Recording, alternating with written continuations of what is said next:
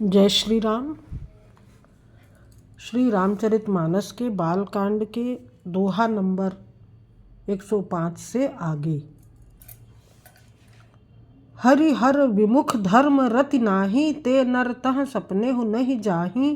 तेहि गिर पर बट बिटप विशाला, नित नूतन सुंदर सब काला। जो भगवान विष्णु और महादेव जी से विमुख हैं और जिनकी धर्म में प्रीति नहीं है, वे लोग स्वप्न में भी वहां नहीं जा सकते। उस पर्वत पर एक विशाल बरगद का पेड़ है जो नित्य नवीन और सब काल छहों ऋतुओं में सुंदर रहता है। त्रिविध समीर सुशीतल छाया, शिव विश्राम बिटप श्रुति गाया। एक बार ते ही तर प्रभु गयऊँ, तरु बिलोकी उर अति सुख भयऊँ।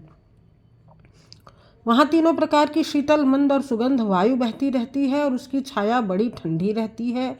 वह शिव जी के विश्राम करने का वृक्ष है जिसे वेदों ने गाया है। एक बार प्रभु श्री शिव जी उस वृक्ष के नीचे गए और उसे देखकर उनके हृदय में बहुत आनंद हुआ। निज कर डासी नागरि पुछाला, बैठे सहज ही शंभु कृपाला। कुंद इंदु दर गौर शरीरा, भुज प्रलंब परिधन मुनि चीरा। अपने हाथ से बाघंबर बिछाकर कृपालु शिवजी स्वभाव से ही बिना किसी खास प्रयोजन के वहां बैठ गए। कुंद के पुष्प, चंद्रमा और शंख के समान उनका गौर शरीर था। बड़ी लंबी भुजाएं थी और वे मुनियों के से वलकल वस्त्र धारण किए हुए थे। तरुण अरुण अम्बुज समचरना, नख दुति भगत हृदय तम हरना। भुजग भूति भूषण त्रिपुरारी, आननु शरद चंद छवि हारी। उनके चरण नए पूर्ण रूप से खिले हुए लाल कमल के समान थे। नखों की ज्योति भक्तों के हृदय का अंधकार हरने वाली थी। सांप और भस्म ही उनके भूषण थे और उन त्रिपुरासुर के शत्रु शिव जी का मुख शरद पूर्णिमा के चंद्रमा की शोभा को भी हरने वाला, फीकी करने वाला था। दोहा। जटा मुकुट सुरसरित सिर, लोचन नलिन विशाल। नीलकंठ लावण्य निधि सोह बाल विधुभाल। उनके सिर पर जटाओं का मुकुट और गंगा जी शोभायमान थीं।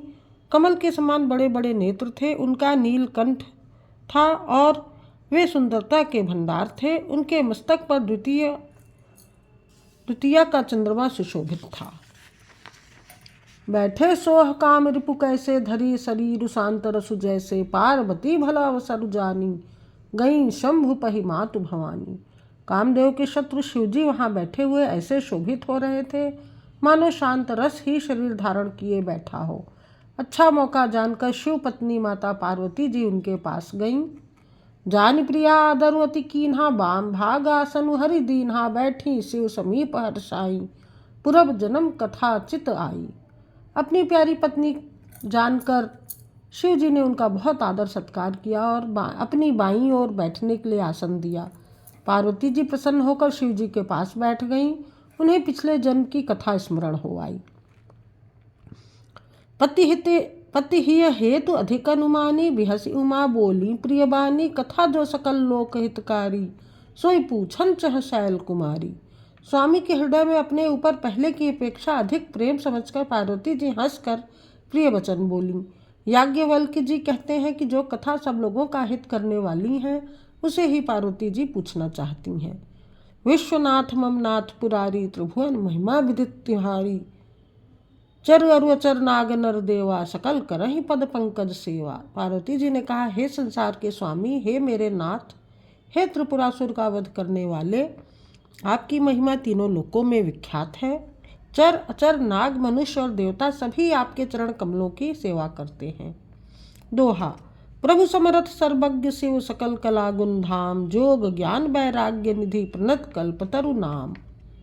हे प्रभु, आप समर्थ सर्वज्ञ और कल्याण स्वरूप हैं, सब कलाओं और गुणों के निधान हैं और योग ज्ञान तथा वैराग्य के भंडार हैं। आपका नाम शरणागतों के लिए कल्प वृक्ष है।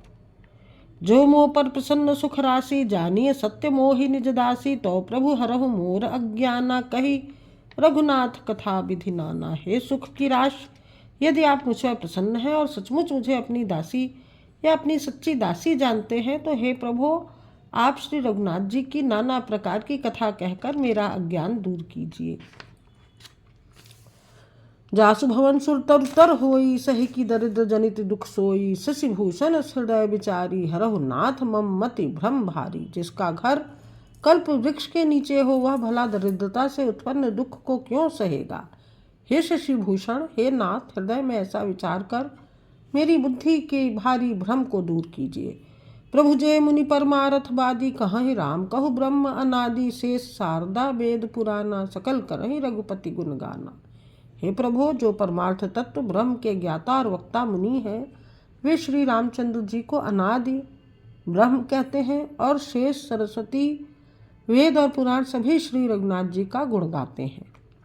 तुम पुनि राम राम दिन राति, सादर जपहु अनंग आराती, राम सो अवध नृपति सुत सोई, की अज अगुन अलख गति कोई।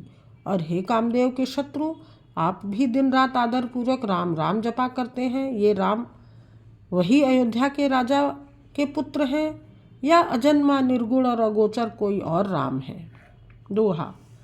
जो नृपतनय तब ब्रह्म किमी, नारी बिरह मति भोरी, देखि चरित महिमा सुनत भ्रमति बुद्धि अति मोरी। यदि वे राजपुत्र हैं तो ब्रह्म कैसे, और यदि वे ब्रह्म हैं तो स्त्री के विरह में उनकी मति बावली कैसे हो गई। इधर उनके ऐसे चरित्र देखकर और उधर उनकी महिमा सुनकर मेरी बुद्धि अत्यंत चकरा रही है। जो अनीह व्यापक विभु कोउ, कहूँ बुझाई नाथ मोहि सोऊ, अज्ञ जानि रिस उर जनि धरहु, जेहि विधि मोह मिटै सोई करहु। यदि इच्छा रहित व्यापक समर्थ ब्रह्म कोई और है तो हे नाथ, मुझे उसे समझा कर कहिए। मुझे नादान समझकर मन में क्रोध न लाइए, जिस तरह मेरा मोह दूर हो वही कीजिए। मैं बंदी खिराम प्रभुताई, अति भय विकल न तुम्हि सुनाई, तदपि मलिन मन बोध न आवा, सो फलु भली भांति हम पावा। मैंने पिछले जन्म में वन में श्री रामचंद्र जी की प्रभुता देखी थी, परंतु अत्यंत भयभीत होने के कारण मैंने वह बात आपको सुनाई नहीं। तो भी मेरे मलिन मन को बोध न हुआ, उसका फल भी मैंने अच्छी तरह पा लिया। अजहूँ कछ संचयो मन मोरे, करहूँ कृपा बिनवऊँ कर जोरे, प्रभु तव मोहि बहु भांति प्रबोधा, नाथ सो समुझ करहूँ जन क्रोधा। अब भी मेरे मन में कुछ संदेह है, आप कृपा कीजिए कि मैं हाथ जोड़कर मैं विनती करती हूँ। हे प्रभु, आपने उस समय मुझे बहुत तरह से समझाया था, फिर भी मेरा संदेह नहीं गया। हे नाथ, यह सोचकर मुझ पर क्रोध न कीजिए। तब कर अस विमोह अब नाही, राम कथा पर रुचि मन माही, कहाँ पुनीत राम गुण गाथा, भुजग राजभूषण सुरनाथा। मुझे अब पहले जैसा मोह नहीं है, अब तो मेरे मन में राम कथा सुनने की रुचि है। हे शेषनाग को अलंकार रूप में धारण करने वाले देवताओं के नाथ, आप श्री रामचंद्र जी के गुणों की पवित्र कथा कहिए। दोहा। बंदौ पद धरि धरन सिरु, विनय करऊँ कर जोर, वर्णहु रघुवर विशद जसु, श्रुति सिद्धांत निचोर। मैं पृथ्वी पर सिर टेक कर आपके चरणों की वंदना करती हूँ और हाथ जोड़कर विनती करती हूँ, आप वेदों के सिद्धांत को निचोड़कर श्री रघुनाथ जी का निर्मल यश वर्णन कीजिए। यद्यपि जोशिता नहीं अधिकारी, दासी मन क्रम वचन तुम्हारी, गूढ़ तत्व न साधु दुरावहीं, आरत अधिकारी जहाँ पावें। यद्यपि स्त्री होने के कारण मैं उससे सुनने की अधिकारिणी नहीं हूँ,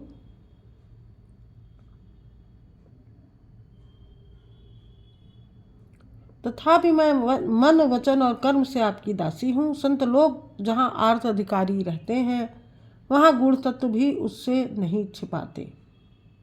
अति आरती पूछऊँ सुर राया, रघुपति कथा कहूँ करिदाया, प्रथम सो कारण कहूँ विचारी, निर्गुण ब्रह्म सगुण बपुधारी। हे देवताओं के स्वामी, मैं बहुत ही आर्त भाव दीनता से पूछती हूँ, आप मुझ पर दया करके श्री रघुनाथ जी की कथा कहिए।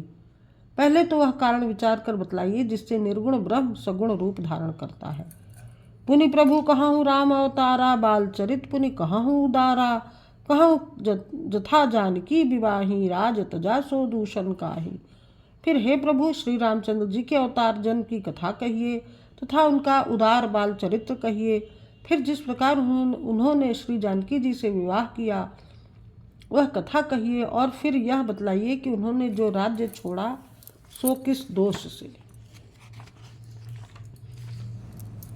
बन बसी कीन्हे चरित अपारा, कहूँ नाथ जिमि रावण मारा, राज बैठ कीन्ही बहुलीला, सकल कहूँ शंकर सुखशीला। हे नाथ, फिर उन्होंने वन में रहकर जो अपार चरित्र किए तथा जिस तरह रावण को मारा वह कहिए। हे सुख स्वरूप शंकर, फिर आप उन सारी लीलाओं को कहिए जो उन्होंने राज्य सिंहासन पर बैठकर की थी। दोहा। बहुरी कहूँ करुणायतन कीन्ह जो अचरज राम, प्रजा सहित रघुवंश मुनि किमि गवने निज धाम। हे कृपाधाम, फिर वह अद्भुत चरित्र कहिए जो श्री रामचंद्र जी ने किया। वे रघुकुल शिरोमणि प्रजा सहित किस प्रकार अपने धाम को गए। दोहा नंबर 110। जय श्री राम।